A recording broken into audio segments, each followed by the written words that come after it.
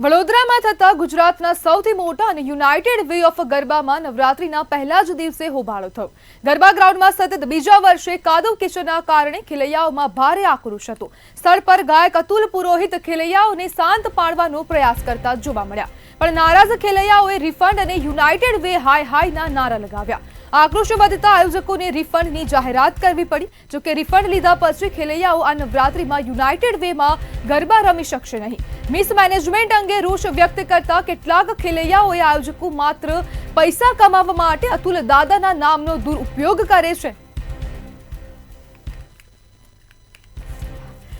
તેની સાથે વડોદરાના ગરબા આયોજક જૈનમ શાહ જોડાઈ ગયા છે। જૈનમભાઈ, યુનાઇટેડ વેમાં કાદવનું સામ્રાજ્ય, શું કહેશો? हेलो જૈનમભાઈ, हेलो જી જૈનમભાઈ, યુનાઇટેડ વેમાં કાદવનું સામ્રાજ્ય, શું કહેશો? ગઈકાલે લિટરલી અમે ખાબોચિયામાં રમવા આવ્યા હોય એવી જ ફિલિંગ અમને આવતી હતી।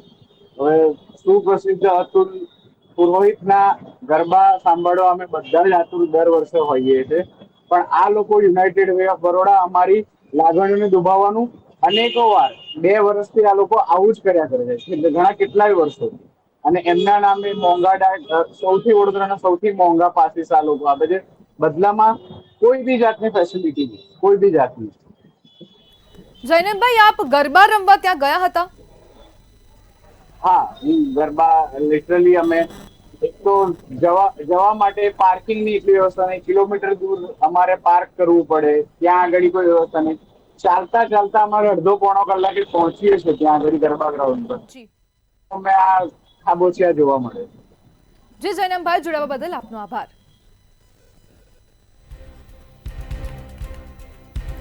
ત્યારે ગાયક અતુલ પુરોહિતે ખેલૈયાઓને શાંત પાડવાનો પ્રયાસ પણ કર્યો હતો અને પાસ વિતરણ, ગ્રાઉન્ડની સ્થિતિ અને ફેસિલિટીઝ પર ખેલૈયાઓ ભારે નારાજ જોવા મળ્યા હતા।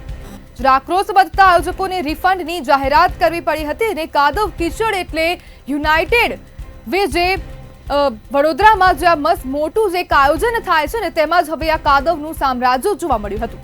મિસમેનેજમેન્ટ અને તેને લઈને પણ હવે ખેલૈયાઓમાં ભારે આક્રોશ જોવા મળ્યો હતો અને વરસાદને કારણે આ કાદવ કિચડ થયું હોય તેવું સ્પષ્ટપણે દેખાઈ રહ્યું હતું। જેને પૈસા કમાવા માટે અતુલ દાદાના નામનો દુરુપયોગ કરી રહ્યા છે તેવું ખેલૈયાઓ દ્વારા કહેવામાં આવ્યું હતું। જે સ્થિતિ અને ફેસિલિટીઝ પર ખેલૈયાઓ નિરાશ જોવા મળ્યા હતા।